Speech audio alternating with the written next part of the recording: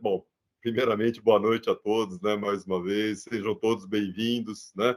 Vamos aqui para mais uma reunião de estudos aqui do Núcleo do Sono de Araçatuba, e mais uma vez em parceria com o nosso querido amigo, colega, parceiro, Dr. Walter Silva Júnior.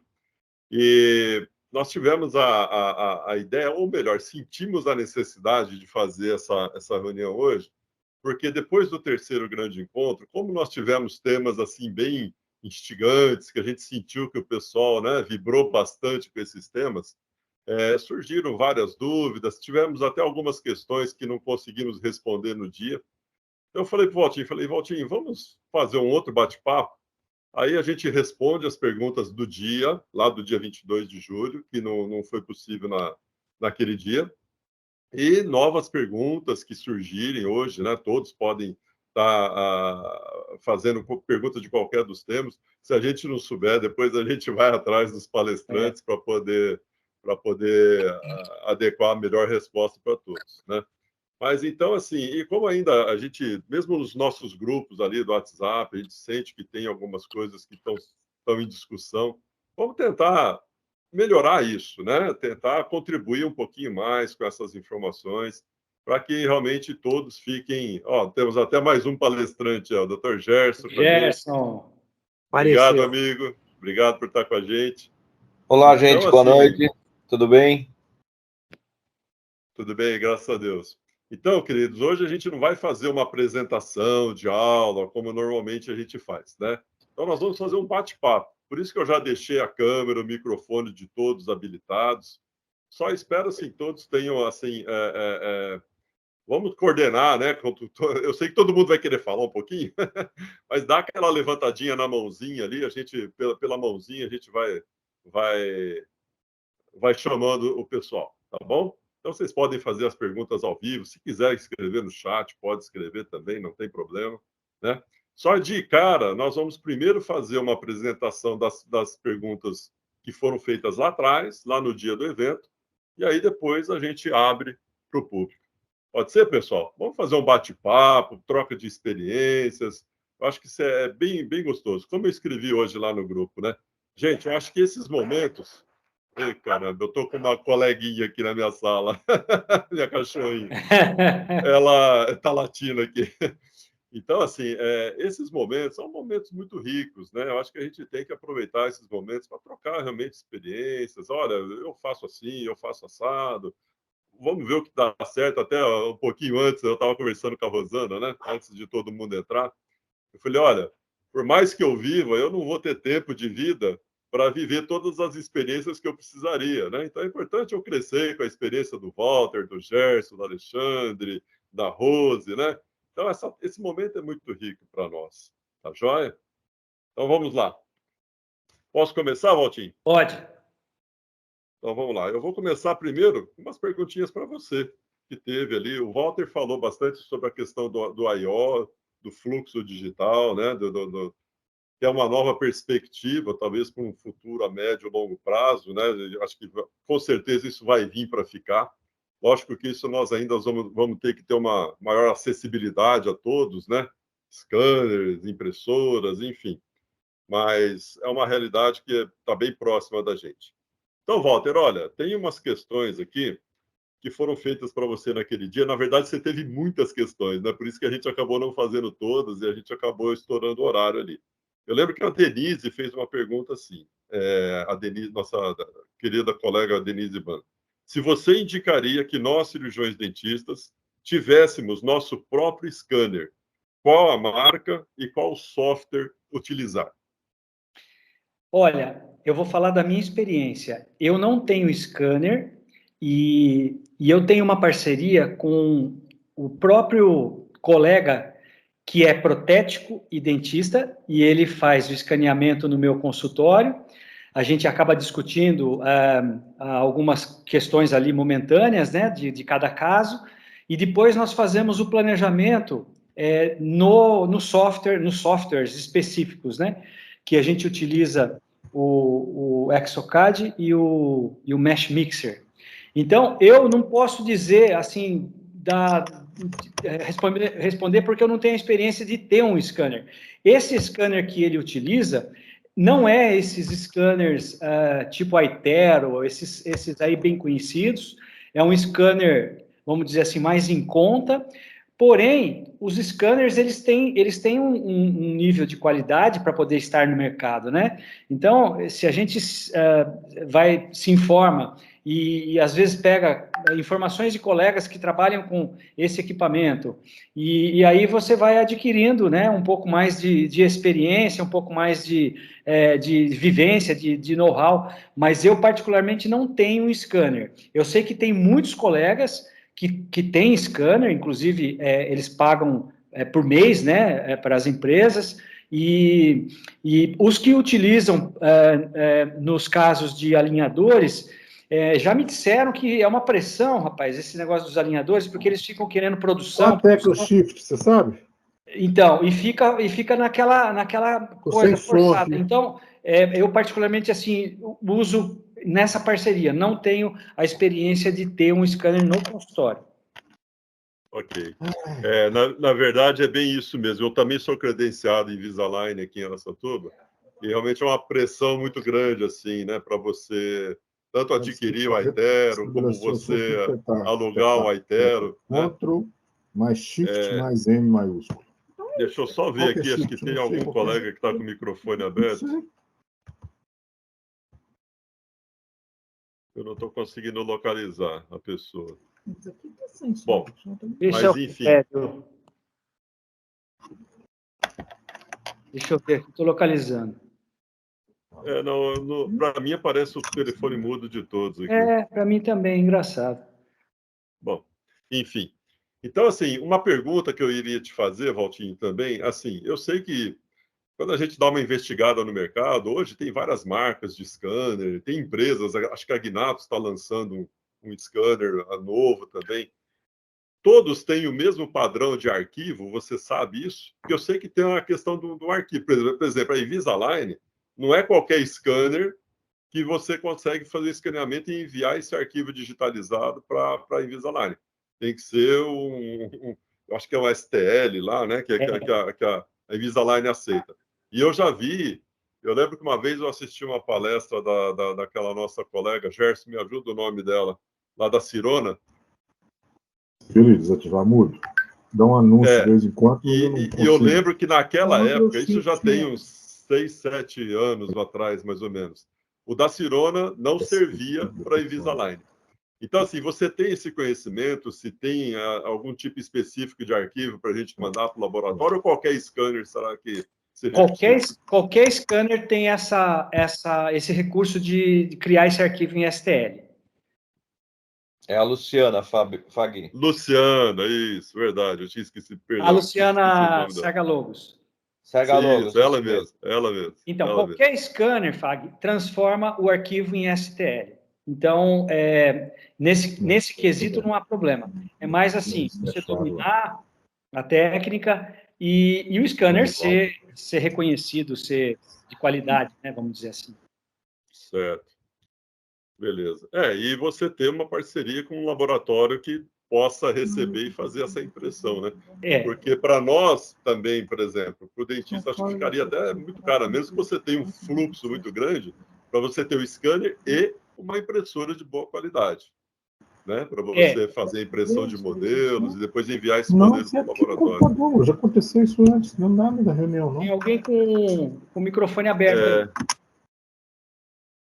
Então, rapaz, e para mim aqui está todo... eu vou clicar num botão aqui de silenciar todos. Vamos ver aqui que... Walter, talvez você tenha que tentar desbloquear seu microfone. Vê se você consegue. O som da outra pessoa continua. Alô, tá me ouvindo? Tô, perfeito. Maravilha. Bom, seguindo aqui, então, nas nossas perguntas, a Patrícia Rocha tinha feito uma pergunta para você a respeito quando o paciente tem alergia à resina comum que a gente utiliza, né? Se você indicaria uma outra opção de material para confeccionar os AIOs sem ser os de fluxo digital.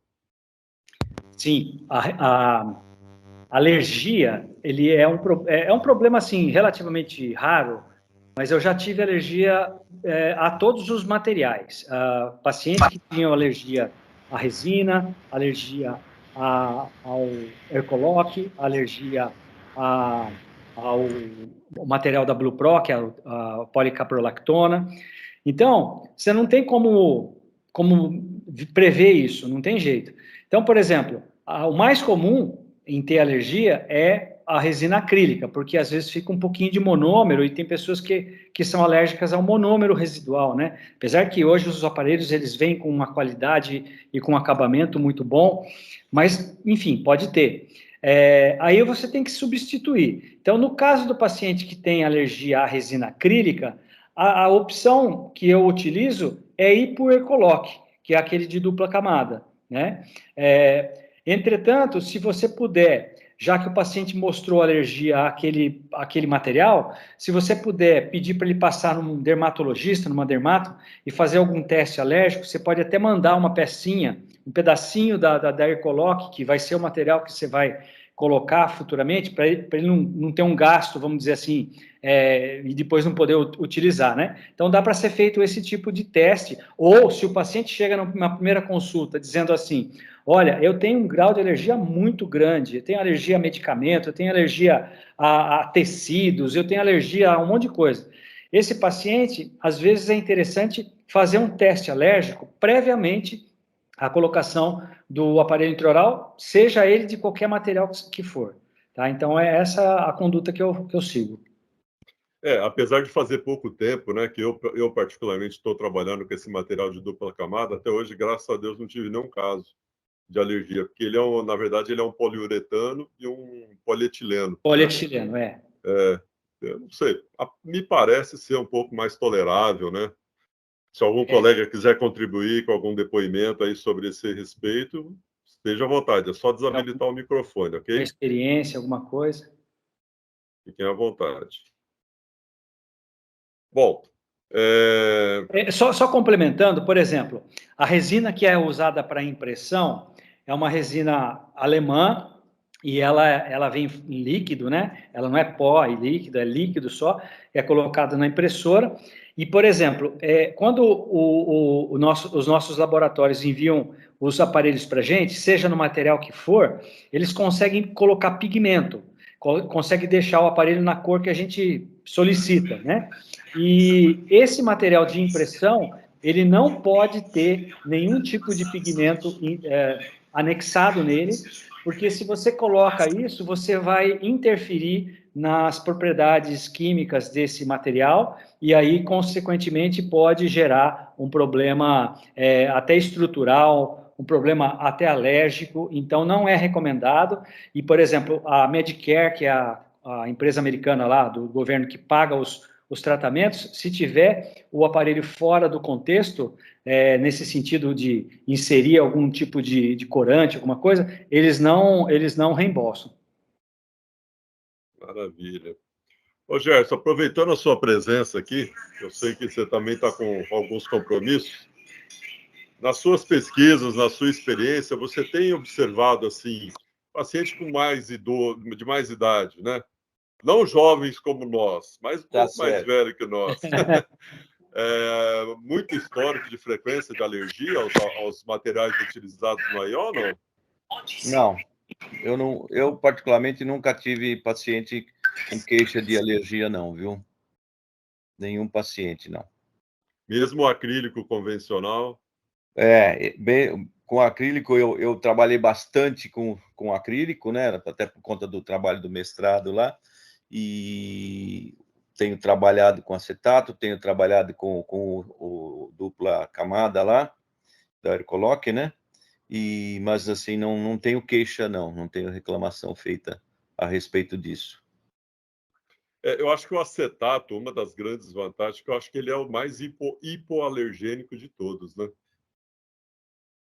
Até onde eu sei. Eu não tenho esses dados assim, mas o meu maior número de aparelhos, o meu mais recente número de aparelhos aí em acetato é menor do que a maioria dos que eu já utilizei, né?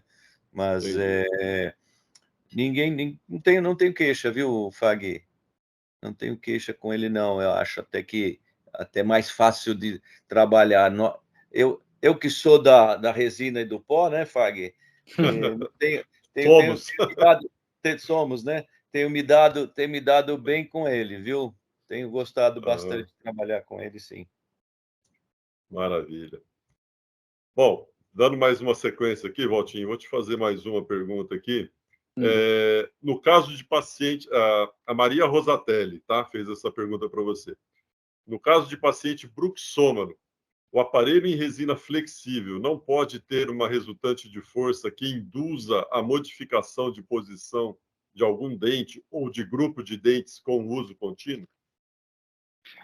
Olha, essa característica do aparelho, da resina ter um pouco de flexibilidade, não significa que ela tem elasticidade muito grande quando está em boca. Ela tem uma facilidade em ser inserida, mas ao mesmo tempo que ela está montada, as duas placas estão montadas, elas acabam gerando uma força que é distribuída na oclusal.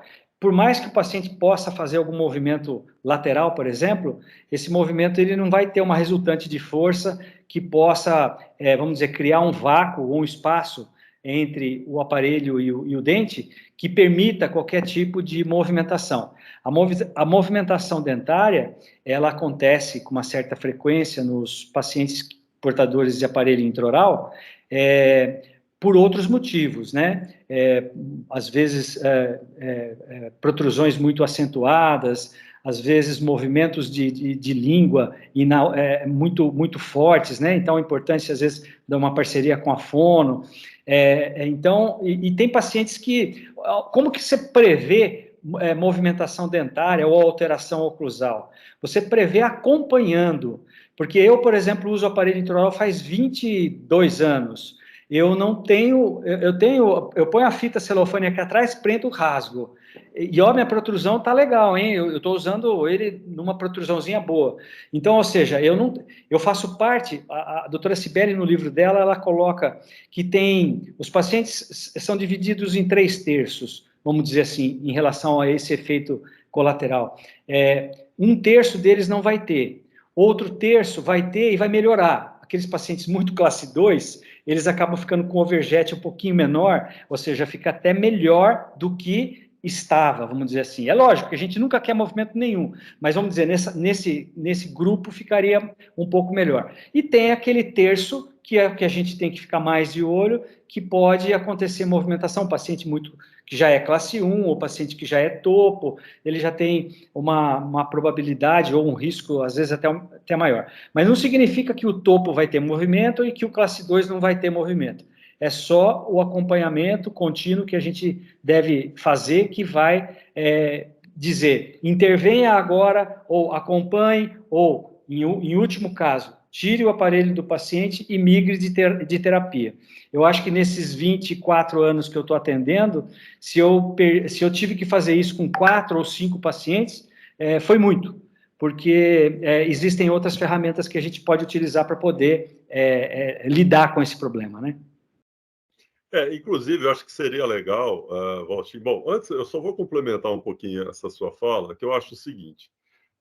Como eu falei, né, faz pouco tempo que a gente vem usando esse material de dupla camada, mas eu acho que uma grande vantagem que ele tem, inclusive assim, na prevenção desses movimentos dentários, é que o encapsulamento dele é maior do que o do acrílico, né? Quando a gente usa o acrílico, você pega ali praticamente o terço incisal dos anteriores. Já com o material de dupla camada, por ele ter esse conforto, né, de vestir na arcada dentária, normalmente a gente consegue levar ele até um pouquinho abaixo do equador do dente. Então, e como você falou, a elasticidade dele não é tão grande assim para permitir movimentos dentários. É mais realmente para ter aquela adaptação mais confortável para o paciente. Exato, E principalmente aquele paciente que hoje é muito comum, né, que a gente recebe no consultório, paciente com reabilitações, lentes de contato, né? Bom, enfim, Então, isso é muito menos agressivo, né, para esse trabalho protético. Eu já tive casos com aparelhos de acrílico, às vezes, puxa, às vezes fica tão justo o paciente acabar descolando uma faceta, pois é super desagradável. Né? Isso aí. Então, isso é um ponto que eu queria comentar. E outra, eu acho que pegando um gancho disso que você está falando, que eu lembro que lá próximo do evento também surgiu um pouco uma discussão sobre isso também. Fala um pouquinho, que você fala com bastante propriedade, sobre o reposicionador matinal, que é uma ferramenta tão simples, né? Que a gente utiliza com bastante facilidade e que ajuda a prevenir tanto assim, essa questão da movimentação dentária. E só complementando também, como Valtinho, estou aí na área já há algum tempinho também, são muito poucos os casos e é reversível, né? Então, assim, às vezes o pessoal fica com aquele medo, só vai ter movimento dentário. Gente, é sempre aquela velha máxima, né? Você está tratando um problema muito sério e às vezes vai ter um pequeno efeitozinho colateral, né? Vamos botar na balança, vamos conversar com o paciente, né? E um outro detalhe também, se eu começo a falar, não paro. Mas outro detalhe que eu percebo, né, pegando um gancho desses terços que a Cibele comentou, nos meus pacientes que eu mais observei algum movimento dentário maior, naqueles pacientes mais verticais. Para quem é da ortopedia, o lepto prosópico ou o dólico facial da ortodontia, né? Esses, normalmente, até por um padrão muscular, a gente percebe que a chance de você ter uma movimentação dentária, de um apinhamento, uma inclinação dentária, maior do que nos braquicefálicos, nos dólicos prosópicos. Vai lá, Valtinho. Eu acho que a Rose levantou a mão. Rose, você quer comentar alguma coisa? Quero sim, quero uma dica, né? Porque quanto a esses controles aí que a gente tem que fazer de acompanhamento, né, revisões e tal, caramba, eu tenho uns pacientes que desaparecem, que eu peço à secretária para ligar, manda mensagem no WhatsApp. E aí me aconteceu nesse tempo de um paciente que, tipo pandemia, essas coisas, né? Ele ficou, acho que 2 anos mesmo sem ir lá no consultório, e teve alteração na mordida, mas ele já era bem de topo, assim. Então, cara, o que vocês fazem para não sumir esse pessoal? É difícil, Valtinho, tem um povo que some. Não, é difícil. Tem paciente que você perde a mão, né? Por isso que é importante ele assinar aquele termo de consentimento livre esclarecido, Rose, e para você ficar resguardada, vamos dizer assim, legalmente, mas é lógico que a gente quer resolver a vida dele, né? E o problema é que às vezes tem pacientes que vêm e que sumiram e que vão lá para trocar o aparelho. E aí você fala, nossa, mas a sua mordida, você fala assim para ele entender, está totalmente alterada. Você não está percebendo? Em casos de pacientes que desaparecem e tudo mais, né? Ele falou, não, está tudo normal para mim. Eu vim trocar o aparelho. Eu falei, não, nós vamos ter que fazer uma outra terapia. Nós vamos ter que tirar o aparelho, esperar um tempo, fazer alguns exercícios mandibulares e tal. Eu falei, não fico sem o aparelho. Aí você fica numa sinuca de bico. Você fala, bom, você tem que ir para o CPAP, até tentar fazer com que esse movimento, que normalmente é postural, né, ele retorne e volte ao normal. Então, é difícil, mas assim, para a gente se resguardar, explicar bem e fazer o termo, né, de consentimento. Porque é só assim, né, Rose? Não tem como. Uhum. Aí, então, eu tenho até um paciente que eu já até conversei com você dele, que ele tinha uma apneia grave e ele não quer CPAP, e ele já é classe 3. Eu não posso avançar mais. Uhum. Mas aí a gente conseguiu deixar numa apneia moderada. E ele hoje não tem queixa mais, sonolência diurna, não tem nada. Mas eu, tipo assim, nesse caso, eu não posso avançar mais esse aparelho. Eu fiz o reposicionador dele matinal e fico controlando. Ele exatamente, porque existem esses casos. Às vezes, associar terapia, às vezes, se ele tiver um pouco de terapia posicional, se ele tiver um pouco de apneia posicional, você fazer uso de uma... Já fiz tudo, já fiz. Fazer essas avaliações fono, para poder melhorar um pouco e não ter que avançar tanto. Então, ele é um cara que ele fez tudo que eu pedi, cara. Tudo, ele né? é super... Eu lembro desse... ele perdeu peso. Atleta, né? O cara faz... perdeu peso, ele foi na fono, ele fez tudo. Mas a apneia dele fica nesse, tipo, 18, 19. Era 37. mas eu não posso mais avançar o aparelho dele por conta da classe 3.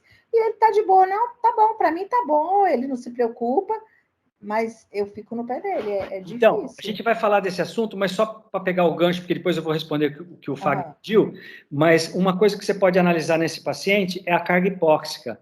Analise a carga hipóxica dele, porque às vezes ele tem uma carga hipóxica que está relativamente baixa, e agora a Biologix vai trazer uma nova exposição, uma nova forma de olhar a carga hipóxica, vai ser mais claro para o dentista olhar e bater o olho e entender um pouco mais. Então, só para...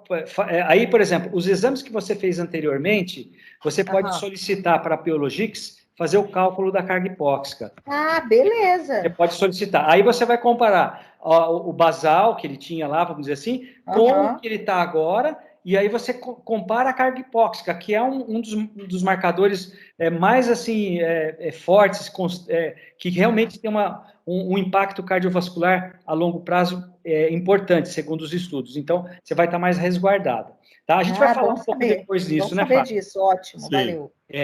Então, voltando ao que o Fagnani perguntou a respeito do reposicionador matinal, é um dispositivo muito interessante e simples de ser feito, e ele tem que ter só um cuidado de ser feito em momento em que o paciente esteja com uma oclusão adequada, esteja com a oclusão adequada, sem a migração, por exemplo, sem a falta do contato posterior, e aí você faz o reposicionador, pode ser com uma policaprolactona, que é aquelas bolinhas que você põe na água quente e mistura, pode ser até com resina acrílica, só que a resina acrílica, ela, após a presa, ela contrai, e às vezes o paciente, aí você tem que fazer alguns ajustes. Qual a finalidade dele? Você coloca na boca do paciente, e quando ele fecha a boca, os posteriores têm que se tocar.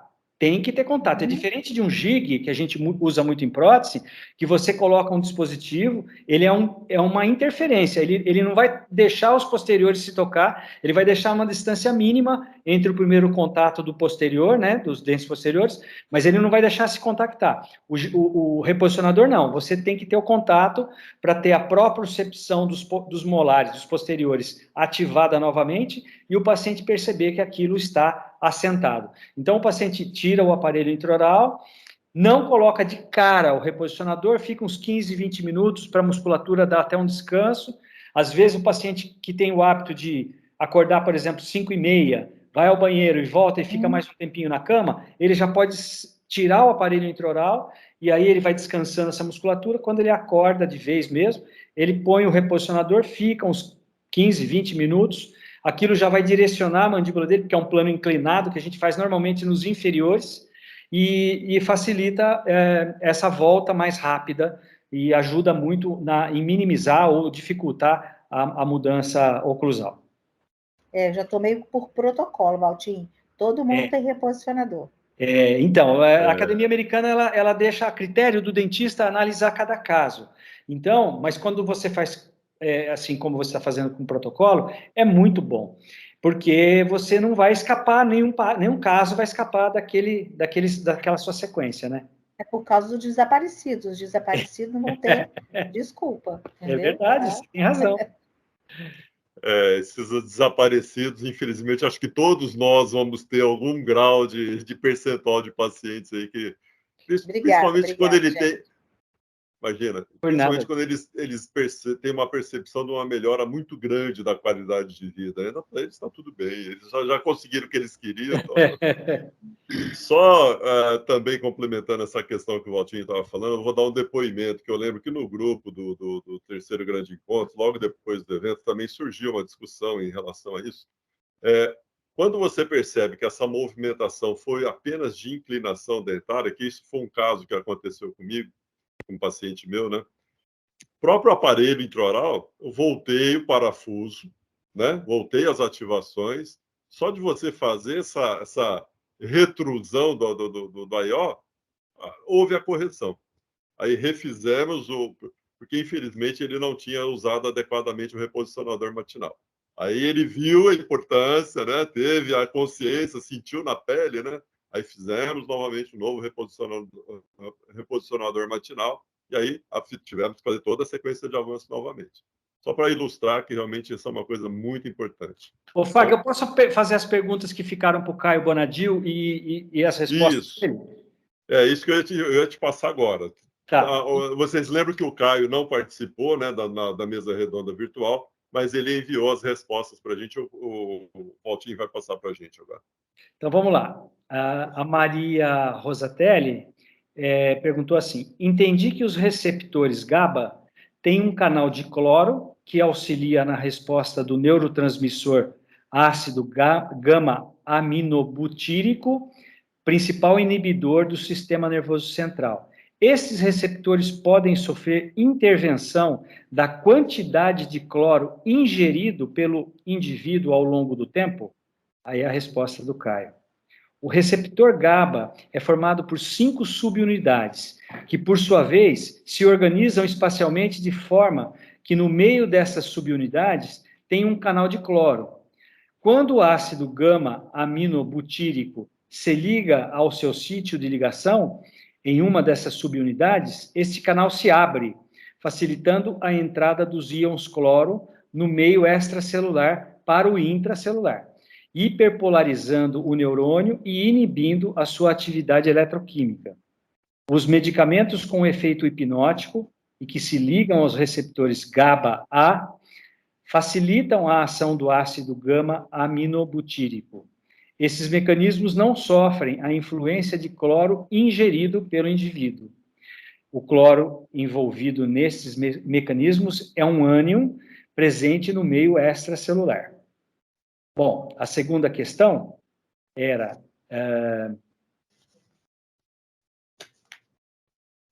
ela ainda pergunta, e sobre a melatonina, tem bastante gente... não, isso aqui, a melatonina... Bom, deixa eu ver outra coisa aqui, peraí. É isso mesmo. E sobre a melatonina, tem bastante gente que usa meio por conta. Que efeitos o uso dela pode ter nas apneias e ronco? Aí ele colocou, não existem estudos com dados consistentes no sentido de se analisar o efeito da melatonina na apneia e no ronco. A melatonina, por não possuir efeito relaxante muscular, em teoria, não influenciaria no mecanismo da apneia e do ronco. Essas eram as duas questões que estavam pendentes do Caio. E agora, Fag, deixa eu ver se eu estou com as suas questões aqui, porque eu estou aqui com o celular. Vamos ver aqui. Ô, Valtinho, antes de passar para as minhas questões, deixa eu botar o Gerson numa fogueira aqui. Ô, Gerson, a gente sabe que nesse seu tema foi falar sobre o tratamento da apneia do sono no idoso, né?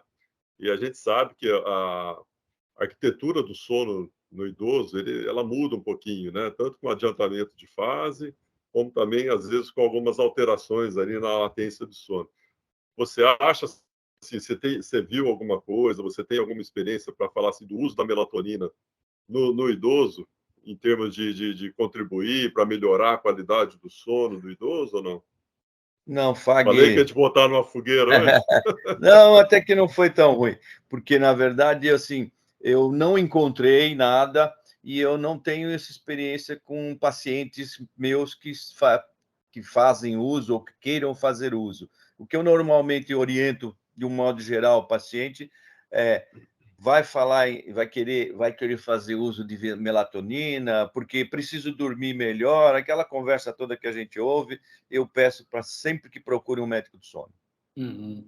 Porque aquele negócio de 5 gramas de melatonina aí é uma coisa maluca demais, né? Então, nos pacientes mais jovens do que nós, eu não tenho tido essa demanda, não.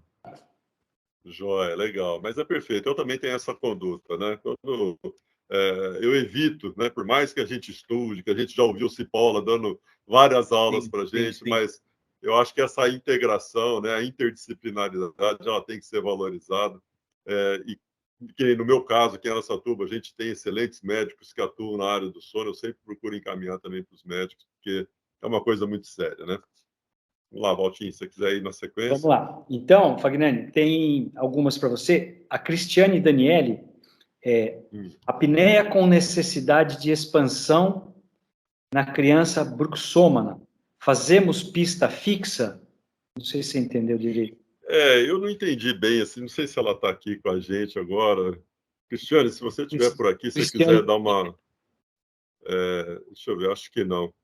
Bom, porque assim, pista, em ortopedia funcional, a pista direta, a gente chama assim, é uma reabilitação neuroclusal.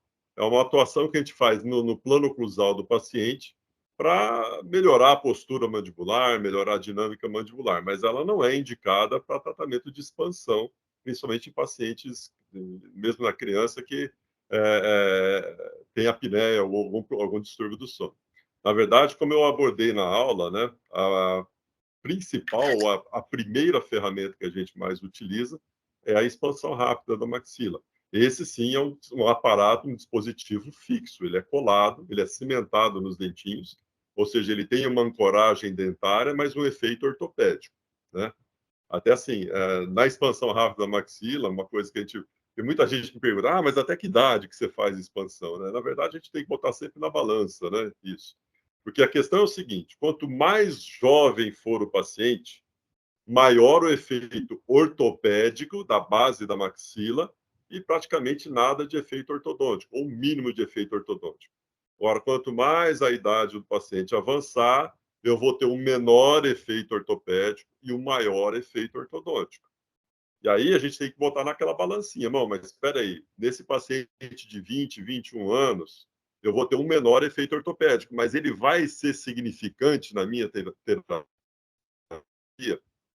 Porque o efeito ortodôntico que ele vai me apresentar, para quem pratica ortodontia também, é muito fácil de você corrigir o efeito ortodôntico depois, né? Sempre lembrando que expansão rápida ela é um passo, né? Normalmente um primeiro passo, mas que depois tem que haver uma complementação terapêutica aí. Então, normalmente a expansão rápida ela é sempre feita com aparelhos fixos, cimentados, né? Seja qual for o modelo, de Hyrix, de McNamara ou encapsulado, tá? Então, eu não sei se a resposta dela era mais ou menos isso, mas a pista direta mesmo também é um recurso da ortopedia funcional, mas ela não é indicada para expansões grandes, tá?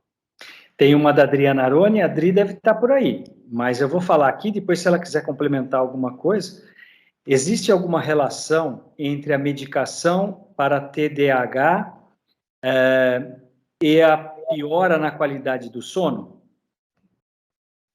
Sim, você sabe que eu até separei alguns artigos, né, algumas meta-análises, uma que saiu agora em 2023, tem uma de 2020 também, eu até esqueci de colocar lá no grupo do Google Drive lá, mas depois eu vou colocar. Para quem quiser também, eu posso postar no grupo do WhatsApp também. Esses estudos bem recentes mostram aí, né, que o metilfenidato realmente, assim, uma das principais consequências, um dos principais efeitos colaterais realmente é a influência na qualidade do sono do paciente, né?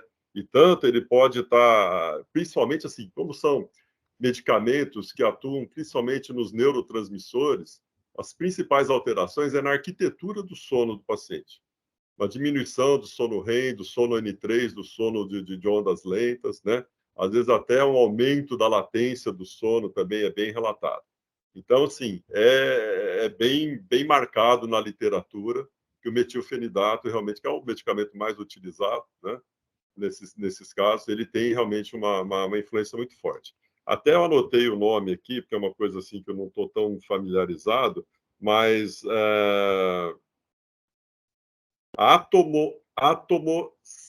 atomoxetina. Essa também uma droga que eu acredito seja relativamente mais nova. Essa tem menos influência na arquitetura do sono do que o metilfenidato, tá? Mas também atua, também provoca alguns distúrbios. Sim. Excelente. Eram essas duas que tinha para você. Joia. Gente, se alguém tiver mais alguma questão em relação a esses assuntos que a gente abordou aqui, eu acho que praticamente das respostas que ficaram das perguntas que ficaram sem respostas no dia do evento foram essas, né, Walter? Foram. Você lembra de mais alguma ou não? Não, foram essas aí só. Ô, Fag, Oi.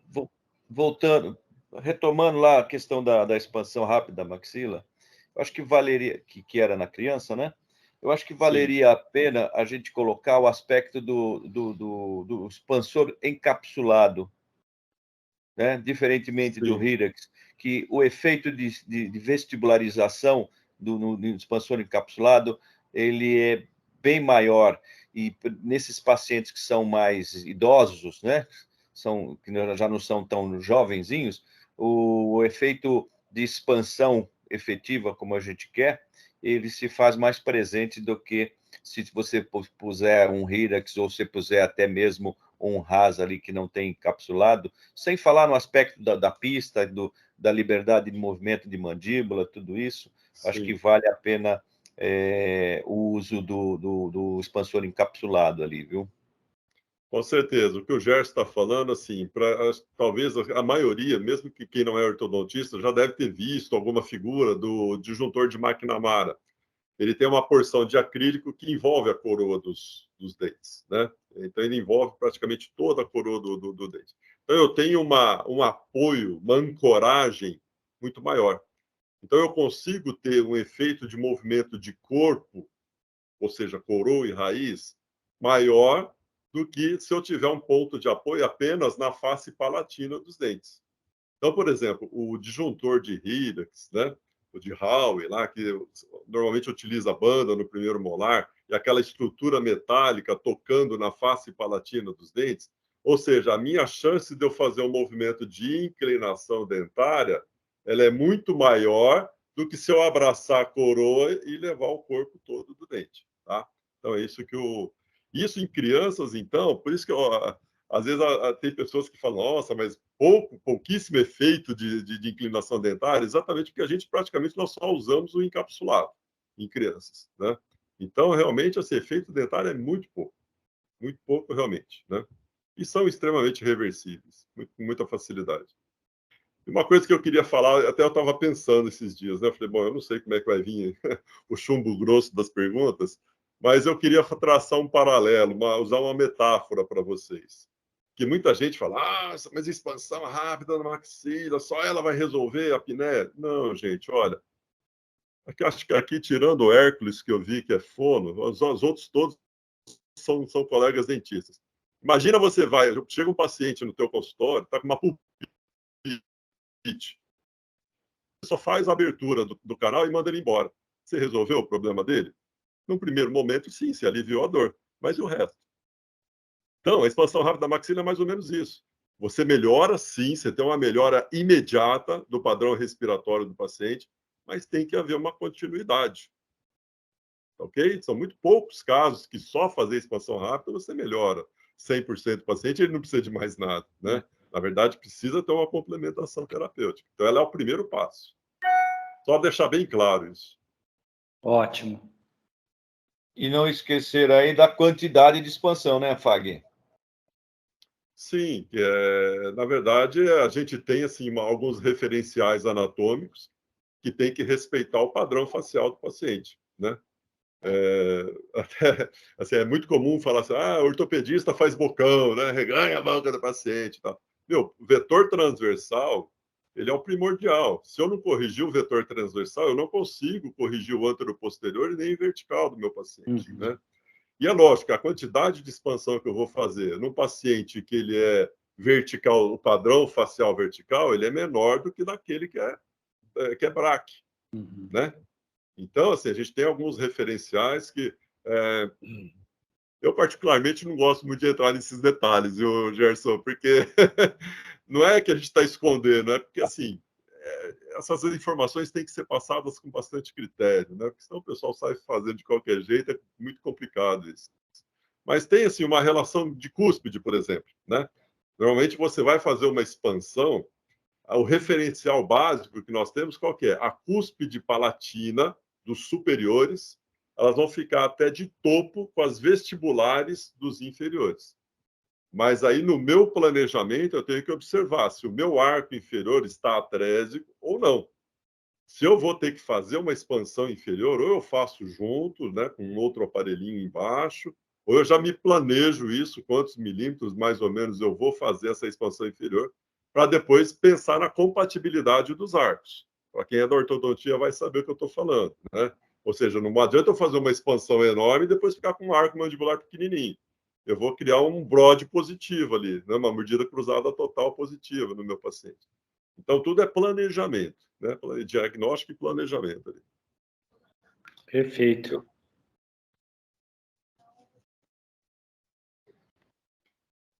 Vamos lá, gente. Quem tiver mais dúvidas desse assunto, aproveita agora. Estamos aqui para isso. Só vou pegar o carregador. Alexandre, você quer falar alguma coisa? Pode falar. Lembrando que depois que a gente faz a expansão rápida, a gente tem uma recidiva, né? De pelo menos uns 30%, né? Então, entendeu? Você pode até deixar em BROD, mas a hora que você tirar, você vai ter uma recidiva, né? É isso aí que eu queria salientar.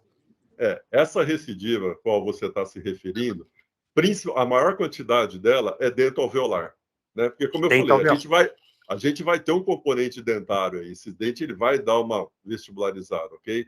Então, a própria ação da musculatura do bucinador, mesmo você usando um aparelho funcional ou uma plaquinha de contenção, vai ter. Não adianta, vai ter. A menos que você botar uma barra palatina fixa ali, soldada, aí, mesmo assim, ainda existe.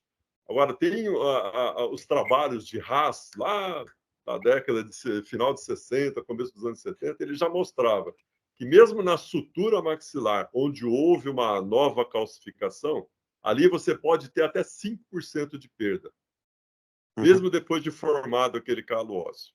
Então, a sobrecorreção, ela se faz necessária, que nós vamos ter uma perda. Por mais que a gente cuide ali da contenção e tal, mas vai ter, tanto devido a essa movimentação da dentro alveolar, que ele vai voltar para dentro, pela própria ação dos bucinadores, tá? Sim. Como mesmo na sutura óssea, vai ter uma perda ali também, devido à compressão muscular também. Ô, Fag, eu vejo muito lá nas alunas é o seguinte, essa questão do BROD, essa questão da sobrecorreção, o pessoal acaba esquecendo que você tem. Eu costumo dizer para elas assim: quem determina a quantidade de expansão que você vai fazer é a arcada inferior. Porque está lá um apinhamento enorme na mandíbula, e aí, quando você vai falar de expansão, ou quando começa, vai se pensar, professor, mas vai dar BROD. Como vai dar BROD? O BROD não existe num apinhamento tão importante na arcada inferior. É a arcada inferior que vai te determinar isso aí, o que você vai fazer, o que você vai ganhar, entendeu? E aí, evidentemente, você tem essa questão dental-alveolar realmente, mas ela, assim, clinicamente, ela é bem suave, né? Bem delicada mesmo. Sim. Agora, um outro detalhe, gente, que nós não podemos esquecer. Aqui a gente está se pegando e falando muito dos efeitos dentários. Se nós estamos pensando em usar uma expansão rápida numa criança pelo distúrbio do sono, a gravidade do problema do paciente também é extremamente importante. É um parâmetro que a gente tem que observar.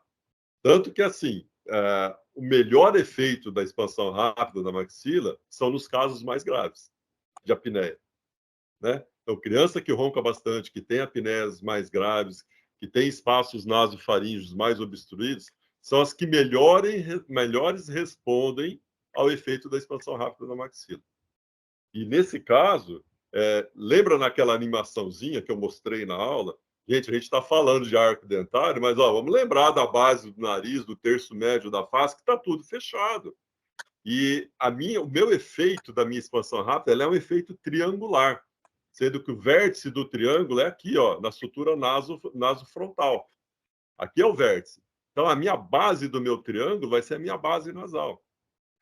Eu não posso pensar, só me preocupar com o efeito dentário. Eu preciso saber o ganho que eu tenho que ter nessa via aérea do meu paciente.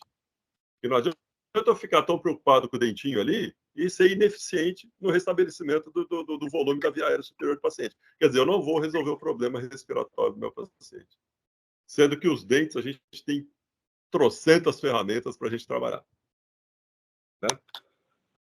A Renata, desculpa, Renata, eu vi que você estava com a mãozinha levantada. Por favor, pode fazer sua pergunta. Oi, boa noite. Oi, boa noite, Renata. Tudo bem? Boa noite. Tudo bem? Eu vou só fugir um pouquinho desse assunto, porque eu cheguei um pouquinho tarde e eu vi que vocês estavam falando sobre a placa reposicionadora, mas eu não ouvi se alguém falou o tempo de permanência dela na boca do paciente depois que tira. Eu vi alguém falando, acho que coloca uns 15, 20 minutos depois que tira o aparelho, né? Mas eu não vi por quanto tempo o paciente deve permanecer com ele. Por mais ou menos uns 15 a 20 minutos também, Rê. Isso é o que eu estava falando isso, e assim, eu comentei essa situação de colocar como protocolo, até cheguei nessa parte que tinha uma aluna que estava falando, acho a Rose, que ela está usando como protocolo, né? E eu tenho usado também mais ou menos assim como protocolo, a não ser que o paciente seja muito braque. E normalmente homem que é muito braque tem uma musculatura muito forte, e aí realmente é mais difícil ter esse efeito colateral dentário. Mas eu falei com o Cibele porque eu tive uma paciente que foi muito chato o caso dela, apesar de eu ter o termo, tudo certinho, documentação. Mas ela teve um efeito colateral dentário muito forte. Eu não sei se eu cheguei a falar contigo, Valtinho, sobre essa paciente. A gente tirou o aparelho dela, mandou ela para fono, fez tudo direitinho, uma paciente super disciplinada, mas infelizmente não teve retorno, né? E ela só estava com toque de molar posterior, né? Ela ficou com a mordida bem aberta e era uma paciente classe 2-2. Eu não sei se todo mundo é ortodontista e sabe o que é 2-2, mas é quando você tem sobremordida. Então, ela foi muito chato, né? E aí eu comentei isso com a Cibele, ela falou até que estava tendo um trabalho que eles estão fazendo com o professor, hoje se relaciona com a Cibele, né? Marido dela. E eles estão fazendo um trabalho lá no Canadá falando que agora tem que usar em torno de 1 hora esse reposicionador. E aí eu falei, qualquer paciente que vai tirar o aparelho intraoral vai usar durante 1 hora, né? Então, assim, eu não sei a experiência de vocês. Eu tenho feito isso como protocolo, mas faz pouco tempo. Faz pouco tempo, porque depois da pandemia eu passei a ter muito mais efeitos colaterais. Eu faço a parte de sono, tem 16 anos. 16 anos que eu faço. E eu nunca tive tanto efeito colateral como eu estou tendo agora, tá? Mesmo que os pacientes não percebam, e às vezes a gente mesmo é que tem que avisar, né, para eles que está tendo. E também o fato de eles não quererem parar de usar, mas de toda forma a gente tem que alertá-los. E aí está tendo muito mais agora, não sei por conta de bruxismo, aumentou muito a quantidade de bruxismo nos pacientes, né, TPMs. E aí eu estou vendo muito mais efeitos colaterais. E então eu passei realmente a usar como protocolo a placa reposicionadora. Mas aí me assustei um pouco com o fato de ter que permanecer 1 hora com ela depois que remover. Na realidade, assim, não existe nenhum estudo ainda, pode ser que esteja esse estudo Lavínia está fazendo agora. Então, porque isso varia muito de paciente para paciente, de caso para caso, de necessidade maior ou menor, né? Então, esses números, eles nunca vão ser tão precisos, porque você vai analisar cada caso. Eu, por exemplo, ao invés de usar 1 hora, você pode pedir para o paciente tirar o aparelho antes, lá pelas 5 da manhã, por exemplo. Você também pode incorporar alguns exercícios fisioterápicos, como, por exemplo, o hiperboloide, que você pode pedir para o paciente fazer movimentos antero-posteriores, protrusão e retrusão, protrusão e retrusão. Aqueles exercícios de colocação na língua no céu da boca. Tem alguns outros exercícios também que são prescritos por fisioterapeutas. Agora, quando a gente começa a colocar muita coisa para o paciente fazer, ele não faz. Né? Ele prefere abandonar. Né? Aí, então, você tem que trazer o paciente para que ele fique equilibrado com aquela terapia, mas que ele entenda a importância de fazer tudo aquilo que está sendo proposto, pedido, porque a gente pode falar assim, olha, se não fizer isso, vai acontecer isso e você vai ter que ir para o CPAP ou você vai ter que fazer alguma outra coisa, meio que dar uma ameaçada, né, para ver se a pessoa se empenha um pouco mais. Mas, assim, eu não tenho experiência em tempo de 1 hora e no grupo de estudo que eu participo lá com os americanos também não tem essa dica de permanecer por 1 hora. Pode ser que eles estão querendo fazer esse trabalho com o professor Lavigne até para criar um protocolo, né, mais ou menos definido, de falar que, usando por 1 hora, o seu risco é menor, ou enfim, ou usando por 1 hora esse paciente que é um paciente classe 2-2 ou classe 2-1, ou que é um paciente topo, ou um paciente já é classe 3. ele tem um risco maior, então usar por mais tempo. Então é interessante essa colocação que você fez, mas realmente assim, é caso a caso. Eu não tenho como protocolo utilizar em todos os meus pacientes, mas eu vou fazendo o acompanhamento e deixando ele bem ciente de que, se tiver mudanças, ele procurar, lógico, ele vai estar voltando ao consultório nas consultas, mas existe também uma forma de você pedir para ele fazer o teste em casa. Você pode dar fitinha de celofane para ele mesmo morder, ou uma coisa mais simples é pegar um fio dental, dobrar em 4 e pedir para ele morder o fio dental. O fio dental tem que estar prendendo nos dentes posteriores, ou seja, os dentes voltaram na posição adequada, correta. Se não estiver prendendo, ele deve acionar o consultório e você verificar o que está acontecendo. Então, é uma dica de um dos professores lá da Academia Americana, que ele faz esse pedido, porque é uma coisa que o paciente tem em casa mesmo, né? E ele ajuda no alerta de que, se tem alguma coisa alterando, a gente consegue intervir mais rapidamente, tá? Mas na sua experiência, o uso de 15 a 20 minutos, você não tem visto pacientes que retornam com grandes alterações, então? Não ao longo dos anos que você faz, porque eu sei que você já faz há um tempo. Sim, não tenho visto. Porque daí eu associo essas outras dicas que eu falei. Às vezes tem paciente que eu peço para tirar mais cedo, tirar 1 hora e meia mais cedo. Alguns casos eles associam com exercícios fisioterápicos específicos. Eu tenho até paciente que tem uma probabilidade, uma laxidão muito grande desses ligamentos. Então, sabe, aquela musculatura preguiçosa, que eu peço para o paciente usar dia sim, dia não. No dia não, ele usa faixa, por exemplo, se ele tiver o componente posicional. Pacientes que fazem também a fonoterapia já ajudam, porque naquela noite que ele ficou sem a fono, os exercícios já ajudaram. Então, vai variar muito de caso a caso. Tá bom. Pegando um gancho mais uma vez aí nesse assunto, eu uso um protocolo muito parecido com o do Walter também, né? Sempre peço ao paciente aguardar alguns minutos, né, para ele fazer o uso da placa reposicionadora. E assim, eu particularmente exercício fisioterápico para todos, eu sempre passo para eles, né? E até assim, oriento, eu sei que não é a grande maioria que faz, mas eu oriento eles fazerem até antes, à noite, antes de colocarem, porque aquilo você solta, você está com as tensões do dia a dia, né? Quando você faz aqueles exercícios de espreguiçar a boca, a musculatura recebe melhor o AIO. Eu acho que isso, para o conforto do paciente, é interessante. No dia seguinte, né, eu também uso a placa reposicionadora, só que assim, aí vai muito dessa questão do feeling, né?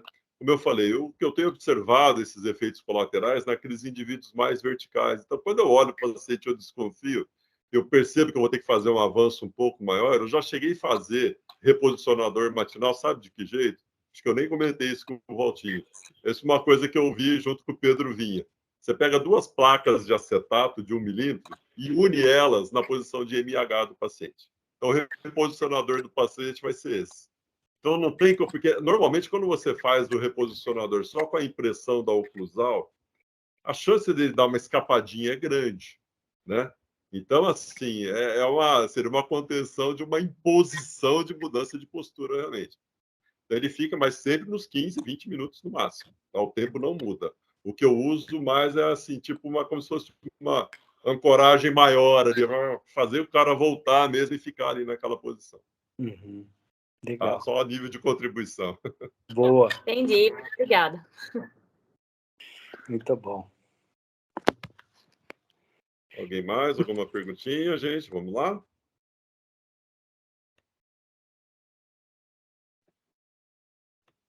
Bom, eu acho que um outro assunto que a gente poderia falar também, que não houve perguntas aqui nesse momento agora, mas que a gente percebeu, sim, algum movimento nos grupos do WhatsApp, foi, assim, essa nova métrica da Biologix, né, que é a carga hipóxica e tal, e o Valtinho está bem inteirado desse assunto, até ele participou ali junto com o pessoal da equipe de desenvolvimento da Biologix nessa métrica, e eu acho que ele tem algumas novidades para falar para a gente, né?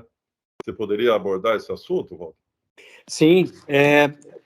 Bom, essa variável ela tem sido usada em pesquisa já há algum tempo, e essa pesquisa é liderada por um americano.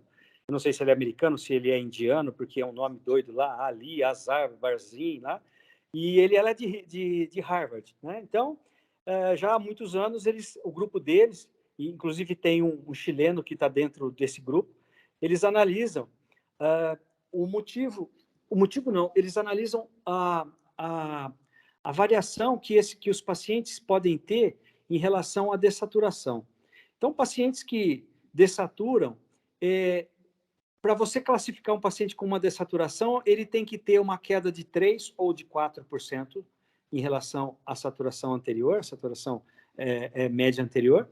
E quando ele tem ou 3 ou 4, que são as duas formas aceitas pela Academia Americana, a Biologics usa a queda de 3%. Então, quando cai 3% numa saturação, você tem uma dessaturação. E aí, o que você faz? Você soma todas as dessaturações e você divide pelo número de horas e você obtém o IDO, Índice de Dessaturação de Oxihemoglobina. É muito similar à obtenção do IH, Índice de Apneia e Hipopneia, que são as paradas respiratórias de no mínimo 10 segundos, ou parciais ou totais, dividido pelo número de horas de sono. Então, a gente sabe que quando você faz essas medidas, você está fazendo tá fazendo uma média geral do que o paciente teve durante o sono. Eu não sei se essas apneias aconteceram, ou essas dessaturações aconteceram mais no início da noite, mais no meio, mais no fim. Eu sei pelas curvas e pelos hipnogramas que eu posso analisar, né? Mas o número ele vem como uma média da noite toda. Mesmo o IDO, que é um número que expressa essas quedas de dessaturação, que as dessaturações elas têm uma implicação muito mais prejudicial para a saúde do paciente do que propriamente as obstruções, ou seja, o índice de apneia e hipopneia, o IH, que foi utilizado muitos anos, hoje ele está sendo reavaliado e sendo observado que ele não tem um impacto tão forte, somente ele, né, um índice único, em desfechos cardiovasculares futuros e outros problemas médicos, outras comorbidades. Então, eles estão achando por bem procurar alguma outra coisa que ajude mais a identificar aqueles pacientes que possam ter problemas futuros, né? E essa análise da oxigenação é o que tem ganho mais pesquisas. Mas, então, como eu estava falando, o IDO ele acaba virando também uma média, porque eu vi o número de vezes que ele dessaturou, dividi pelo número de horas de sono e criei um índice. Mas vem cá, 3 pontos percentuais é uma dessaturação. 10 pontos percentuais é uma dessaturação. 15 pontos percentuais é outra dessaturação. Então, se esse paciente teve 3 pontos percentuais várias vezes durante o sono, ele teve uma dessaturação pequena, porque ele caiu um pouquinho em 3 pontos e já voltou. O paciente que teve 10, se ele teve o mesmo número de dessaturações desse que teve 3 ou 4, o IDO é igual. Os dois têm IDOs idênticos, apesar de um ter uma dessaturação mais intensa e, às vezes, mais demorada, que também não é contemplado isso no exame até então, que antes da carga hipóxica. Então, eu poderia cair de 95 para 85, caí 10 pontos percentuais e fiquei lá alguns segundos, 20, 30 segundos, até eu ressaturar novamente. Isso era considerado uma dessaturação. Então, a gente estava tratando pacientes diferentes de forma igual, só olhando o número, né? E número é muito arriscado hoje, a gente só seguir por número, né? Então, a gente tem que juntar número com resposta clínica, com outras comorbidades associadas e assim por diante. Então, a Biologics inseriu essa métrica, que é a carga hipóxica, que ela vai mostrar, quando o paciente tem essa dessaturação, se ele dessaturou 3 pontos percentuais, se ele dessaturou 10 pontos percentuais, quanto tempo ele demorou para voltar para a saturação adequada. E aí, quando tem essas dessaturações mais aprofundadas, mais intensas, você tem uma área sob a curva de saturação, que é assim que eles fazem a medida, maior. Então, você acaba tendo um quadro mais grave. Só que o que estava sendo mostrado no exame até então, que está todo mundo já recebendo com a carga hipóxica, é um número, e esse número expressa essa área sob a curva. E é um número padronizado lá pelo pessoal de Harvard, que expressa a área sob a curva. Só que é um número que você bate o olho lá e você ficava meio no ar. É um número. Como ainda não existe um índice, como tem o IDO e o IH, que, por exemplo, até 5 é normal, de 5 a 15 é leve, de 15 a 30 é moderado e acima de 30 é grave. Isso serve para o IH e para o IDO. Não existe isso ainda na carga hipóxica. Então, a gente estava trabalhando com quadros que você sabia que saía de um quadro de cento e tantos, número de 110, caía para 80. Você sabe que melhorou alguma coisa. Mas esse 80 é um padrão aceitável? É um padrão que a gente já está tranquilo? Vamos dizer que esse paciente ele ficou com um IDO bom, ficou com um IDO de 8, 9, mas ele continuou com 80. Então, será que esse número é interessante? A gente não sabe muito bem ainda.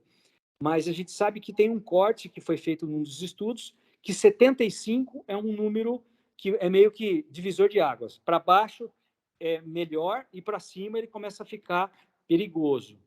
Né? Então, só que é um número que foi feito mais em homens e tudo mais, mas é um número que a gente está mais ou menos se baseando. E a Biologix, ela agora vai começar a expor os dados de uma forma mais clara. Hoje eles mandaram até para eu dar uma verificada lá, o que eu achava, vai ser colocado, ao invés de colocar o número do jeito que está sendo posto hoje, vai ser colocado num formato de uma linha com cores diferentes, dizendo risco cardiovascular, que é o que importa, que é o que essa métrica mais interfere, mais analisa.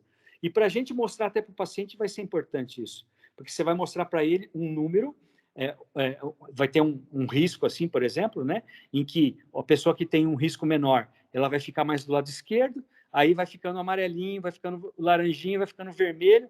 Quanto mais próximo do lado direito e ficando uma cor mais intensa, é que o paciente está tendo um risco mais acentuado. Vai ter um número, mas esse número agora vai ter agora um desenho que vai mostrar, por exemplo, aonde esse número está inserido, se ele está num risco leve ou se ele está num risco mais acentuado. Então, isso vai ajudar bastante na gente, até para mostrar para o paciente, né, como eu estava falando, mas também para a gente ver os nossos resultados do aparelho intraoral. Eu consegui melhorar o IDO e, ao mesmo tempo, melhorou também a carga hipóxica, ou eu melhorei bastante a carga hipóxica e o IDO ainda não melhorou muito. A gente vai aprender junto, porque o que a gente sabe é que a carga hipóxica, sim, quando ela está descontrolada, ela vai levar realmente a problemas cardiovasculares intensos. Né? Os estudos estão mostrando muito isso. E coisa que o IH não leva. Tem paciente que fica com IH de 40, 30, 40 e não desenvolve um problema sério depois de tantos anos. Por quê? Ele é protegido? A gente está achando que esses pacientes que têm um IH elevado, um exemplo que eu estou dizendo, né, gente? Lógico que tem paciente que tem IH elevado e que vai infartar, vai bater o carro, vai morrer, vai ter um AVC, enfim. Mas tem um grupo de pacientes que eles acompanharam que não tinha esse tipo de desfecho. Então, eles estavam imaginando que alguma outra coisa estava protegendo. Aí eles iam analisar nesses pacientes, a carga hipóxica não era tão acentuada. Eles não tinham uma dessaturação tão intensa. Então, isso levou eles a entenderem que a carga hipóxica é um marcador mais preditor, né? mais intenso para problemas cardiovasculares. Então, a gente vai aprender junto. E eu tive um caso no consultório, por exemplo, recentemente, em que a mesma paciente com o mesmo IDO e cargas hipóxicas diferentes. E ela não ganhou peso, não era um tempo longo de um exame para outro, ela não tomou medicação nenhuma, enfim, e por que teve essa mudança?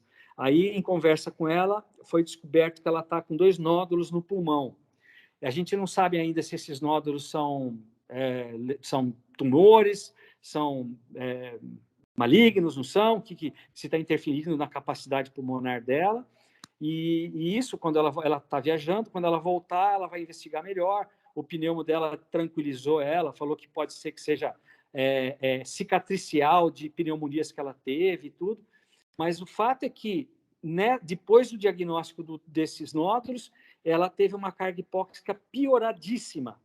e o IDO mesmo.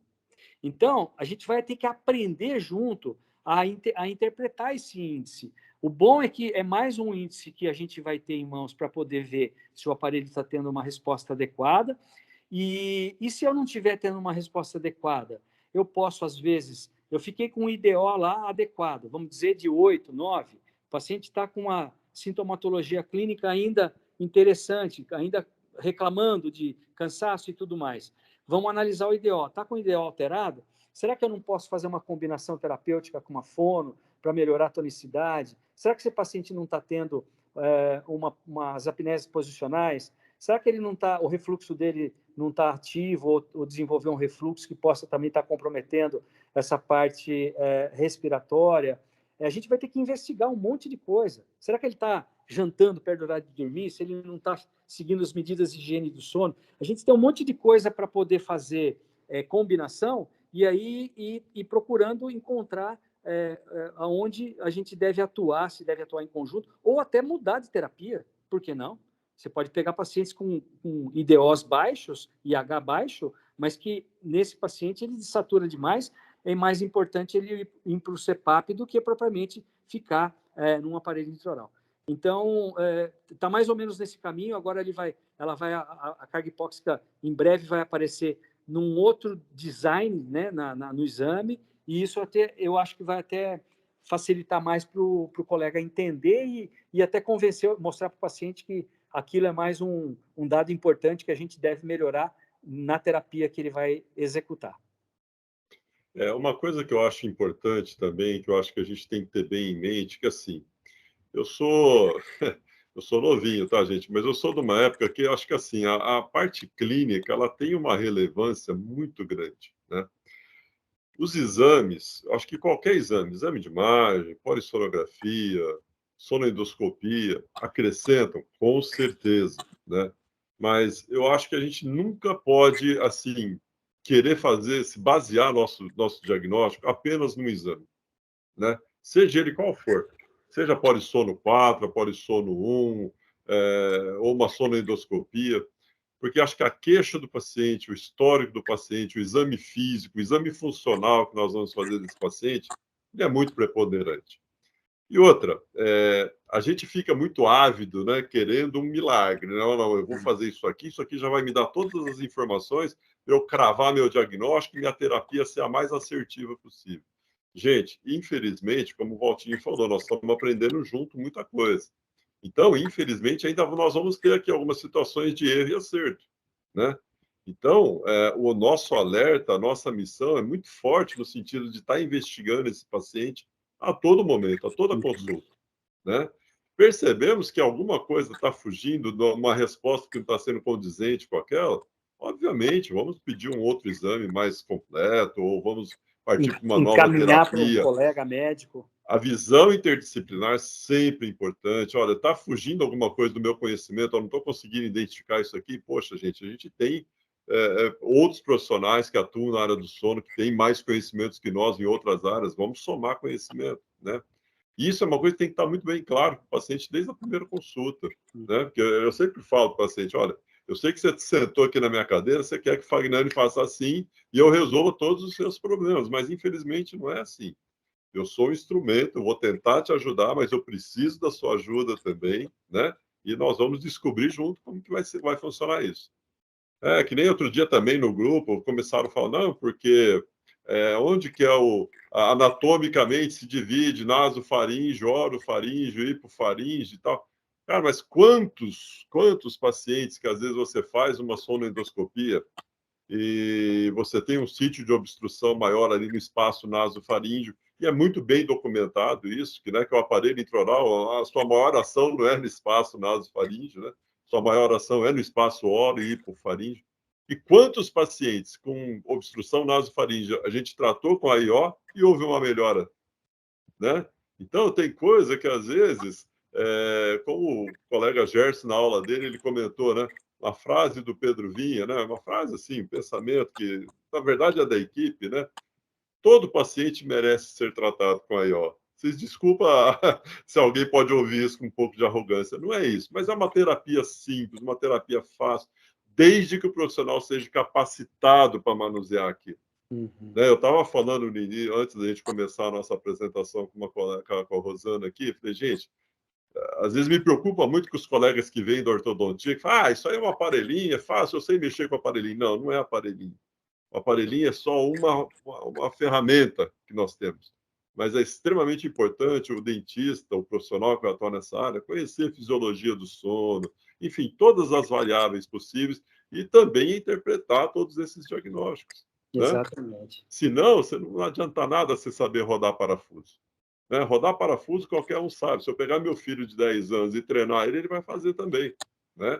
Agora, interpretar a necessidade disso, o resultado disso é extremamente importante. E você falou um ponto interessante, porque, por exemplo, voltando um pouquinho nos aparelhos digitais, os aparelhos digitais, a gente, no Brasil, nós temos vamos dizer assim, o direito, ou podemos fazer a impressão no consultório de vários tipos de aparelhos, de placas de bruxismo, de alinhadores, né? Quem tem esse conhecimento e tudo mais, a gente pode fazer isso legalmente.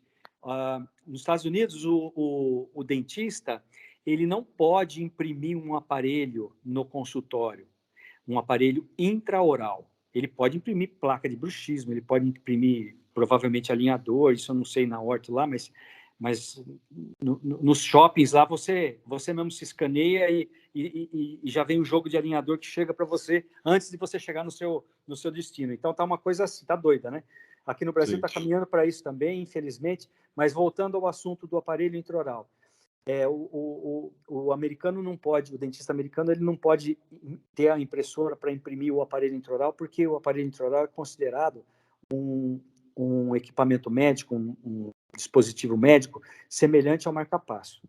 Então, o cardiologista tem certeza que ele não imprime o marca-passo, mesmo que ele tenha uma impressora de última geração. Para vocês terem uma noção da complexidade, que o Fagnani falou que, aparentemente, muitos colegas acham que é só um aparelhinho, da complexidade que é você planejar um aparelho intraoral. Não estou falando por ser o digital, não.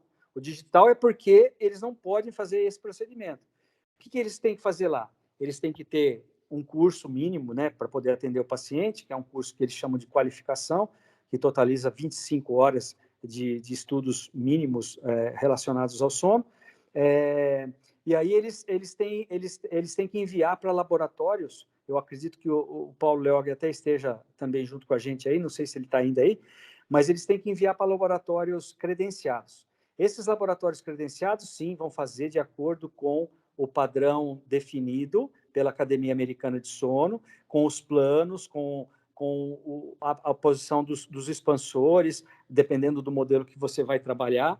Então, não é brincadeira. Eles levam isso assim a ferro e fogo.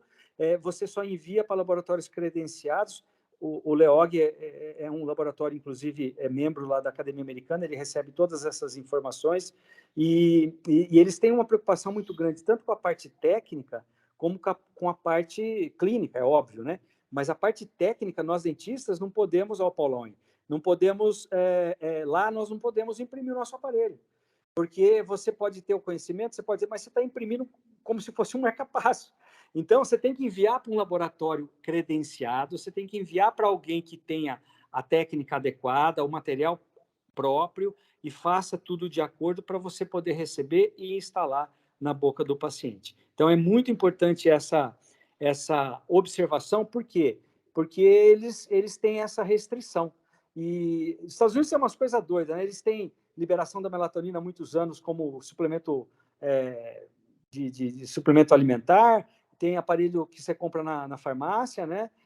Aqueles aparelhos pré-fabricados que você compra em farmácia, que não tem ajuste, que não tem nada, que você esquenta a água e com.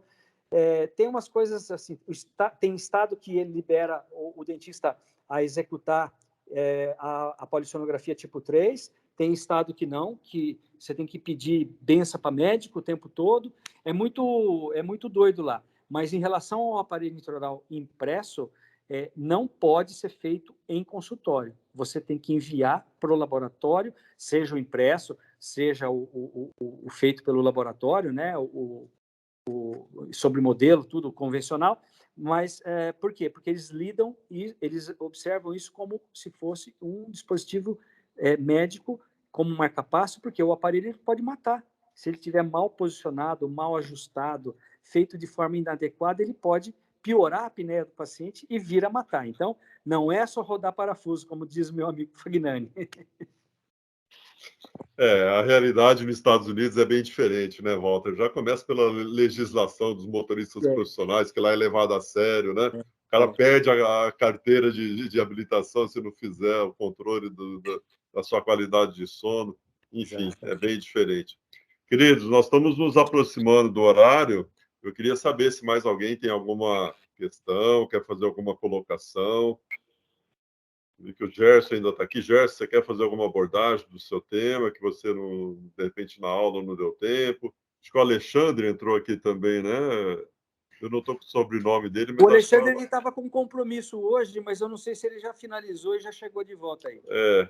Tem o Alexandre aqui, mas não me aparece o sobrenome, eu não sei se ele... Fag, aqui, da minha colocação na palestra, eu acho que eu abordei dentro do que me cabia ali, tudo que eu pude no tempo que me era dado, mas eu queria continuar falando aqui a respeito do que vocês estavam falando, o Valtinho também, que eu acho que a gente tem uma tarefa aqui bastante árdua com essa onda de alinhadores, com essas impressoras que estão chegando, né? O Valtinho está falando aí das dificuldades ou das imposições de se fazer, das limitações de se fazer aparelhos, né? E aqui, Valtinho, eu já tenho visto aqui na turma dos alinhadores, agora a gente se livrou do Invisalign. Agora a gente vai imprimir no consultório, a gente vai tratar e já nós estaremos fazendo a mesma coisa aqui na apneia, eu acho, sabe? Eu sempre que tenho oportunidade de falar lá nos nossos cursos, eu digo que o nosso papel, a dificuldade que a gente enfrenta no tratar o paciente com apneia não é, evidentemente, lidar com o aparelho, porque alguns mais do que outros, dado pelas suas próprias especialidades, acabam dominando muito bem o aparelho, né?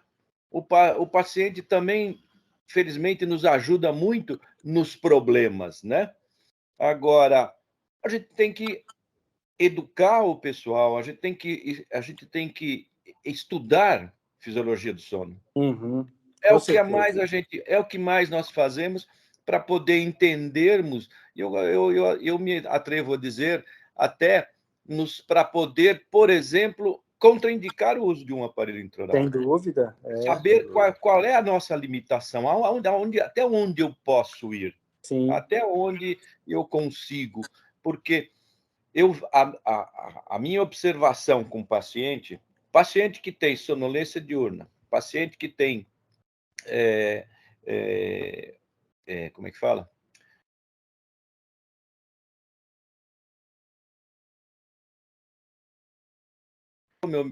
Fechou meu microfone aqui sozinho, né?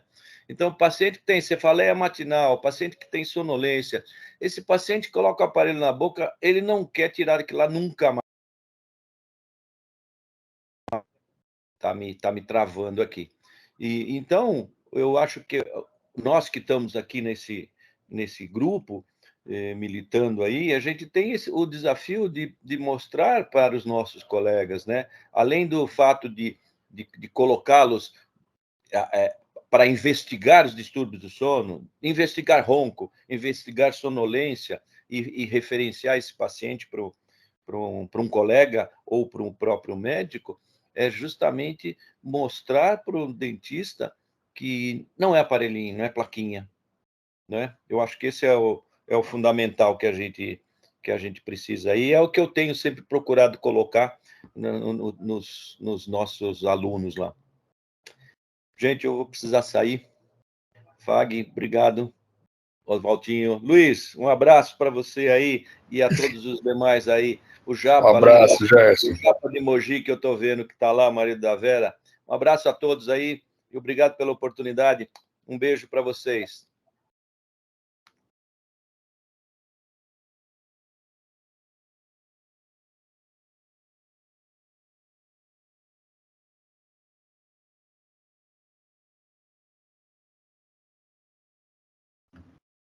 Tá sem som, Fag. O que está acontecendo? Acho que o Teams cansou da gente. Hein? Tá... Valtinho, você também está sem microfone.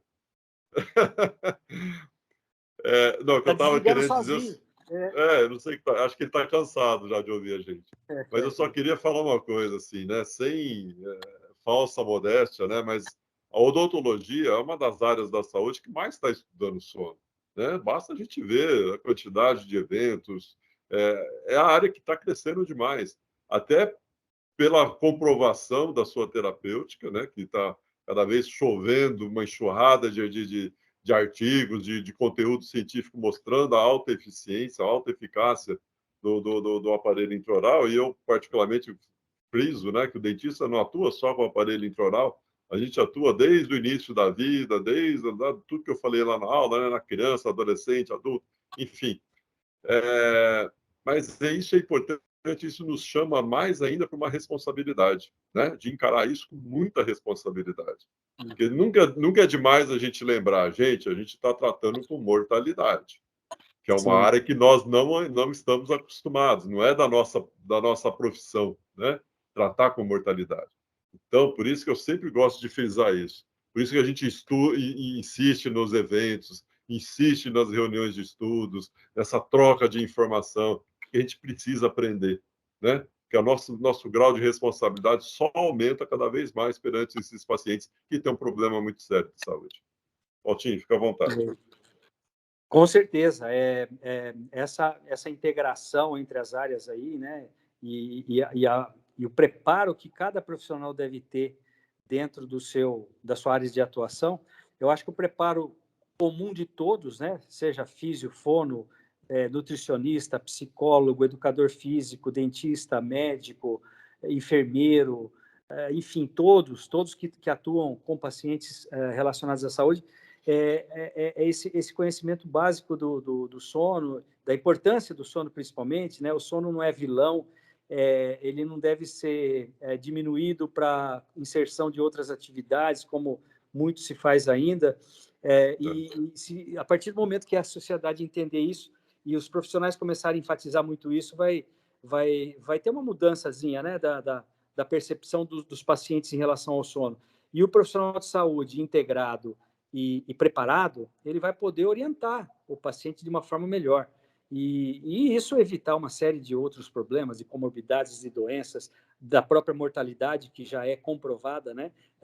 Enorme que a apneia pode ocasionar. Mas o preparo, porque o paciente não vem só com apneia, né? Às vezes ele vem com apneia, ele vem com insônia, ele vem com bruxismo, ele vem com síndrome das pernas, ele vem com uma narcolepsia, ele vem com uma síndrome da insuficiência do sono, enfim, ele vem com uma série de coisas que são distúrbios do sono, que não estão no dia a dia. Distúrbios do sono comum, apneia e insônia, tá? Mas tem outros.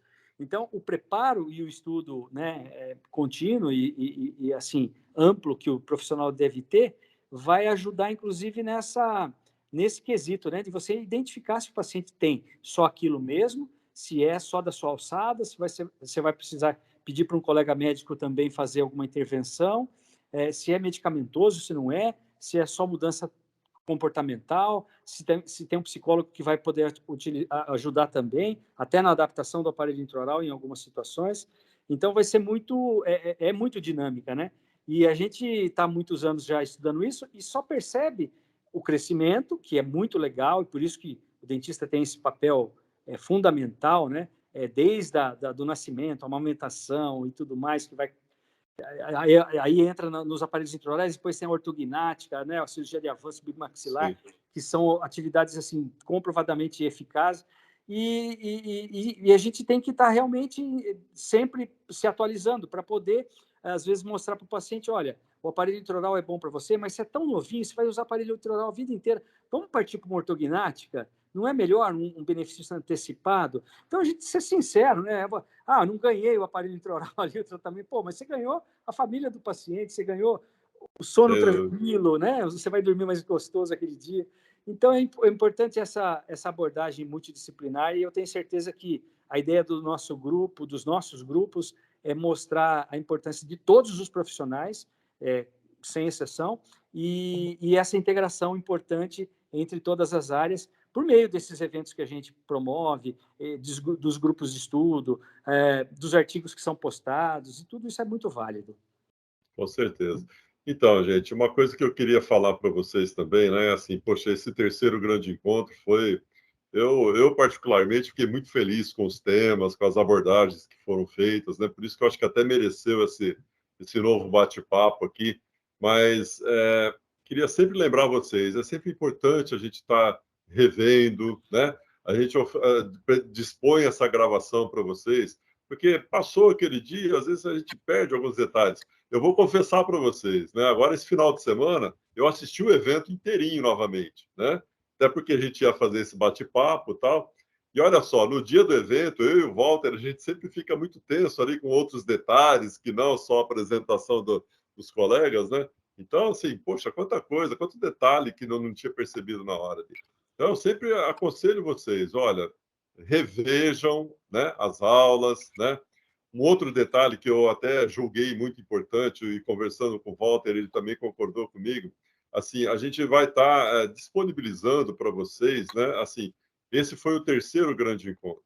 Então, nós temos um material tão grande, tão bem elaborado, que foram o primeiro, o segundo grande encontro. Quem já participou aqui pode confirmar isso, né? Então, gente, não esqueçam, de vez em quando dá uma relembrada naqueles temas que não foram 2 anos atrás, né? E são temas extremamente atuais, muito bem abordados por todos os palestrantes, né? Inclusive, assim, esse ano a gente percebeu que nós tivemos uma quantidade grande de colegas que estão com a gente a primeira vez. Então, assim, nós estamos ofertando para vocês de uma forma assim de estimular o estudo, que é sempre importante isso, né? Para que vocês, para quem não participou do primeiro, do segundo, né, que quiser adquirir ali as gravações do primeiro, segundo grande encontro, pode fazer um combo. Para quem está aqui e não assistiu nenhum, quiser os 3, a gente vai estar ofertando. Ou assistiu o segundo, quer o primeiro e o terceiro, montar um combo legal aí. A gente está fazendo umas ofertas legais, assim. Gente, isso não é para dinheiro. Tá? Não é isso que traz dinheiro para a gente, pelo amor de Deus. Eu e o Walter, graças a Deus, nosso ganha-pão é no consultório. O consultório, né? Isso, assim, é uma forma realmente que a gente acredita, a gente quer ver a odontologia do sono crescendo com responsabilidade, para que você sabe que a nossa classe, né, principalmente perante a classe médica, sempre a gente já é meio olhado de cima para baixo. Nós somos técnicos, né, na visão da medicina. E como eu falei, a nossa responsabilidade é muito grande. Ela só aumenta de acordo com a proporção que a odontologia do sono vai tomando. Então, cada vez mais esse nosso preparo é extremamente importante, né? Então, quem tiver interesse depois, chama no particular, eu ou o Walter, né? A gente tá com esse material muito legal aí que eu acho que vale a pena. Tá bom? Para quem já participou, não esqueçam lá, vocês têm o link, né? Quem perdeu o link, dá um toquinho que a gente reenvia. Mas é um material muito importante que a gente tem que estar sempre estudando. Não sei se a notícia é muito boa para vocês, mas o conhecimento ele é uma bola de neve, cada vez mais, cada vez mais. Só assim a gente vai conseguir se adequar ao mercado, se adequar à necessidade dos nossos pacientes e errar menos. Né? Isso aí. Valtinho, você quer fazer mais alguma consideração? Não. Já são 9h35. O pessoal já está tudo doido para ir tomar o leitinho antes de dormir. Né? Olha lá, olha o Xandão lá. Correndo, já vai estar sofrendo. Quem que nós vamos Força! hoje, Fag? Eu não sei quem que é que está jogando contra o Corinthians, mas estou torcendo para ele. Vamos secar o Corinthians. Xandão, só para você lembrar, viu? Para dormir. É aquela história, né? O futebol é igual jogo de bicho, de vez em quando dá um outro bicho, né? Oh! Queridos, muito obrigado aí pela participação. Nossa, batemos aí mais de 50 colegas hoje. A gente sempre fica muito feliz aí com o apoio, a participação de vocês. E a gente está aqui se predispondo, dedicando o nosso tempo, né, nosso conhecimento para estar contribuindo com vocês. Nosso grande objetivo é isso, é formar um time vencedor. Muito mais do que o Corinthians, do que o São Paulo. O time da odontologia do sono é muito maior que esse. Com certeza. O vídeo, eu vou editar a gravação dessa aula, depois eu vou disponibilizar. Provavelmente até quinta ou sexta-feira eu estou disponibilizando para quem não assistiu, para quem quiser rever. Teve colegas aí que pegou só já no o bonde andando, né? Quiser pegar o comecinho O ali. pessoal de Portugal, o fuso horário não dava certo, eles vão só assistir depois, eles já me falaram. Legal, joia. É isso aí, queridos. Valeu, Mais uma gente. vez, muito obrigado a todos. Vamos fazer a foto. Vamos abrir as câmeras. Vamos fazer. Tá todo mundo. Todo mundo pode abrir as câmeras aí. Vamos lá. Eu já ia esquecendo, ó. Depois não esqueçam de me marcar nas postagens de vocês, tá? Eu não consigo pegar todo mundo aqui. Vamos lá, um sorrisinho. Joia. Valeu, queridos. Beleza, gente. Obrigado. Boa noite para todos. Boa noite, gente. Muito obrigado. Até a próxima. Obrigado, amigos. Um abraço para todos aí. Boa noite. Boa noite. Valeu, Luiz. Boa noite a Valeu, todos. Alexandre, Rose. Tchau, tchau. A todos presentes. Vou encerrar a gravação. Um abraço a todos.